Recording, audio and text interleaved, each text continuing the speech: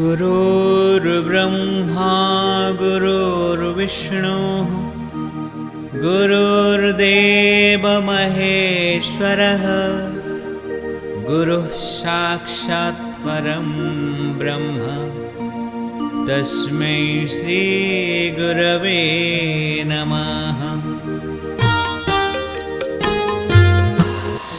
मोर श्रद्धेय पिला माने, आज हेउछि पवित्र गुरु दिवस।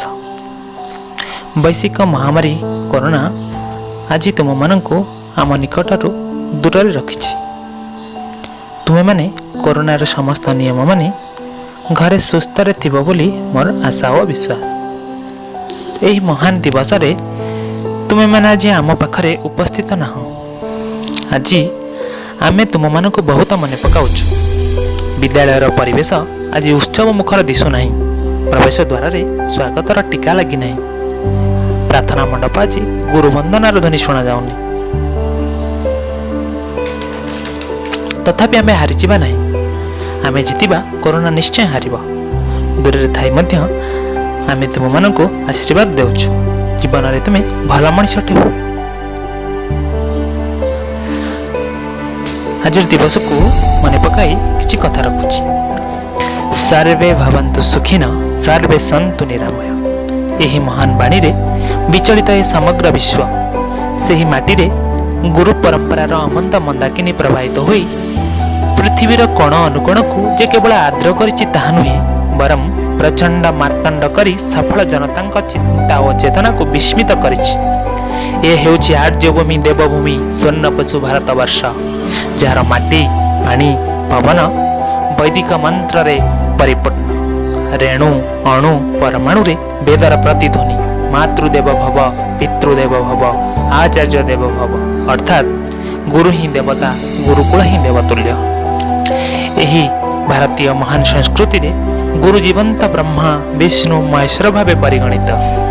यही महार्घ्य सुनीला परंपरा स्वर्णिम भारतवर्ष रे कहीं स्मरणातीत काल प्रचलित। गुरुवादर जीवंत आलोच्य होउछि गुरु दिवस। देवभूमि भारतवर्ष रे श्रीक्षेत्रर माटी जीवंत देवता, गंगा पानी जीवंत देवता, तुलसी पत्र जीवंत देवता, गिरि गोवर्धन जीवंत देवता। ସେହି ମେଳରେ ରକ୍ତ ମାଂସଧାରୀ ସାଧାରଣ ମଣିଷ ଗୁରୁ ଶିଷ୍ୟ ପାଇଁ ଜୀବନ୍ତ ଦେବତା। ଏ ସମ୍ପର୍କରେ ଓଡ଼ିଆ ଜାତିର ଭାଗବତରେ କୁହାଯାଇଛି, ଗୁରୁଙ୍କୁ ନ ମଣିବନର ଗୁରୁ ହିଁ ସାକ୍ଷାତ ଈଶ୍ୱର। ମୁଇଁ ବସାଇ ଗୁରୁ ଦେହେ ମୋ ବିନୁ ଗୁରୁ ଭିନ୍ନ ନୁହେଁ, ଗୁରୁ ସମୀପେ ତାହା ନେଇ ହୋଇବି ଶିର କର ଦେଇ। ନିତ୍ୟ ନମିବୁ ଗୁରୁ ପାଦେ ବେଦ ପଠନ ଅନୁବାଦେ। ଗୁରୁ ବ୍ୟତୀତ କେହି ଜୀବନରେ ସାର୍ଥକତା ଲାଭ କରିନାହାନ୍ତି। ତେଣୁ ଗୁରୁଙ୍କୁ ଉପଯୁକ୍ତ ସମ୍ମାନ ଜଣାଇବାକୁ ଯାଇ ଶିଷ୍ୟମାନେ ନିଜର ସର୍ବସ୍ୱ ଗୁରୁଙ୍କ ପାଦପଦ୍ମରେ ଅର୍ପଣ କରିବାକୁ ପଛାଇ ନାହାନ୍ତି। ଏହାର ଉଦାହରଣ ଏକଲବ୍ୟର ଦକ୍ଷିଣା, ଉପମନ୍ୟୁର ଉପାଖ୍ୟାନ, ଆରୁଣିର କୃଷି କ୍ଷେତ୍ରରେ ଜଳସେଚନ କରିବାର ଦୃଷ୍ଟାନ୍ତ ଗୁରୁ ଶିଷ୍ୟର ପରମ୍ପରାକୁ ବହୁ ଉଚ୍ଚକୁ ନେଇଯାଇଛି।